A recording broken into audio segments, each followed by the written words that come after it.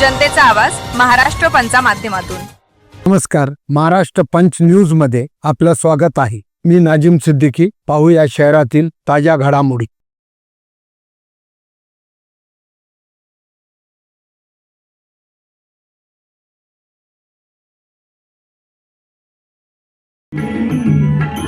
हाची वरदे विठू माऊली, हाची वरदे संचरोनी हृदयी माझ्या, संचरोनी हृदयी माझ्या।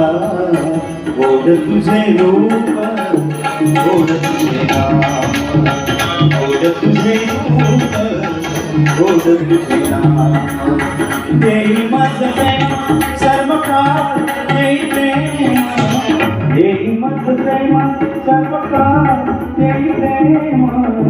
गोड तुझे रूप, गोड तुझे नाम, गोड तुझे रूप, गोड तुझे नाम, गोड तुझे नाम, गोड तुझे नाम।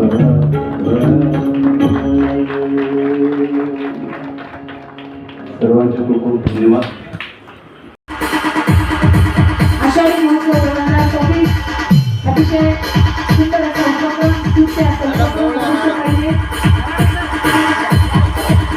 यानंतर प्रथम बक्षीस आहे, गेस करा, सांगा नाव तुम्ही।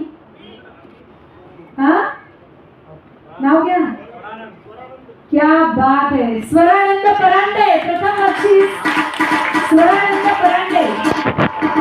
प्रथम बक्षिसाचे मानकरी रुपये 11,000, मूर्तिचिन्ह आणि प्रमाणपत्र। स्वरानंद परांडे प्रथम बक्षिसाचे मानकरी।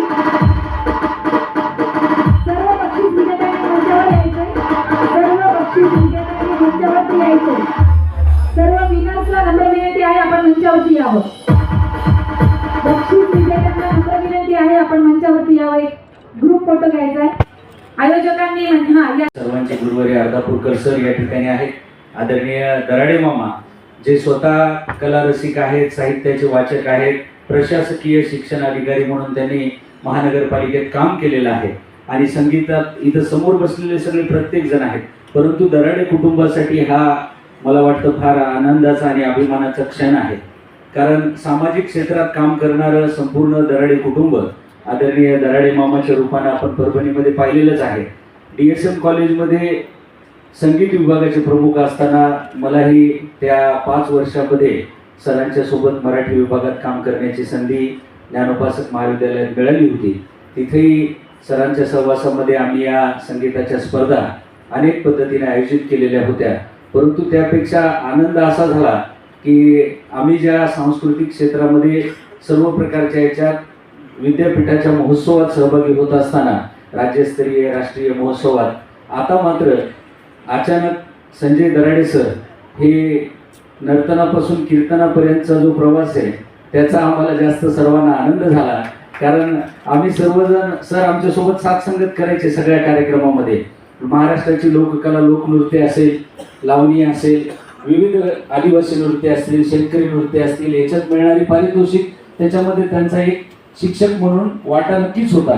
परंतु आता आयोजकाच्या भूमिकेमध्ये त्यांनी या स्पर्धेला घेतला आणि ही स्पर्धा आगळी वेगळी परभणीसाठी यासाठी आहे की याआधी आपण कार्यक्रम खूप ऐकले, जे लाईव्ह स्टेज परफॉर्मन्स आपल्यासाठी 3-3 तासाचे दिग्गज कलाकारांचे ऐकलेले असतील, ओंकार उत्सव असेल, परभणी महोत्सव असेल, या परभणीच्या कार्यक्रमामधून आपण गणेश फेस्टिवल असेल, या सर्व कार्यक्रमांमधून आणि राज्यस्तरीय स्पर्धांमधून आपण तो पाहिलेला आहे। परंतु स्पर्धेच्या रूपानं आज ज्या मायमाऊले या स्टेजवर मी सकाळपासून पाहतोय, त्यांचा खरोखरच त्या स्पर्धेत सहभागी होण्यापेक्षा त्यांना त्या कार्यक्रमात आनंद जो मिळाला तो त्यांच्या चेहऱ्यावर दिसत होता। आज या सगळ्या माऊल्यांसाठी जोरदार टाळ्या आपण द्यायच्या आहेत, कारण त्या दररोज या नामसंकीर्तनामध्ये गुंग असतात, तल्लीन असतात। ते जीवनाचे सर्व सुखदुःख प्रत्येकालाच आहेत, परंतु हा आनंद त्यांना मिळाला आणि दराडे सरांना ही संधी मिळाली एवढं छान आयोजन करण्याची। आणि आताच मामाने एक आनंदाची गोष्ट सांगितली की महाराजाच्या हाताने दराडे सरांनी माळ पण या ठिकाणी परिधान केलेली आहे।